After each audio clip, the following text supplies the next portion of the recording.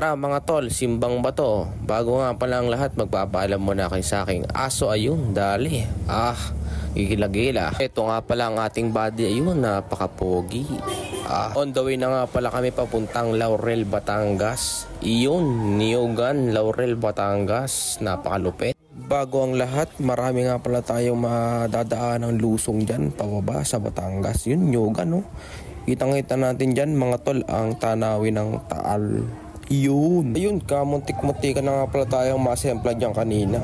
Kapakabait talaga ng ating motor. Kitang-kita naman na pumulupot yung jacket ng aking girlfriend dyan. Ayun, hirap na hirap nga pala akong putulin yan. Buti nakahiram ako ng kutsilyo dito sa malapit na nagagawa ng mga bahay.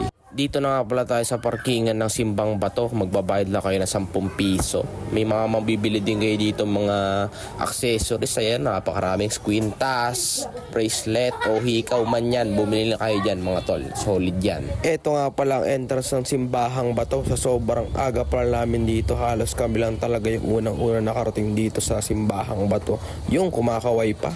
Dito nagtirik na nga pala kami dito ng kandila. Yun, di ata siya welcome dito. Sabay na nga pala kami nagtirik dito para gumana yung superpowers. Ipapakita ko nga pala sa inyo yung loob ng Simbahang Bato. Ayun, di nga pala kalakihan, kaso dinudumog at dinadayo na maraming tao. Tuwing linggo yan ha mga tol. Kaya ano pang hinahantay mo? Punta ka na, Simbahang Bato. At yun kumain nga pala muna kami dito sa Lumihan. May free only coffee pa sila dito. Sari-sari na yan mga tol. May mga sisig, breakfast o kung ano mang nakikita nyo sa restaurant, meron sila. Pero ang in-order namin dito mga tol, lomi. Yun, napakalaki niyan.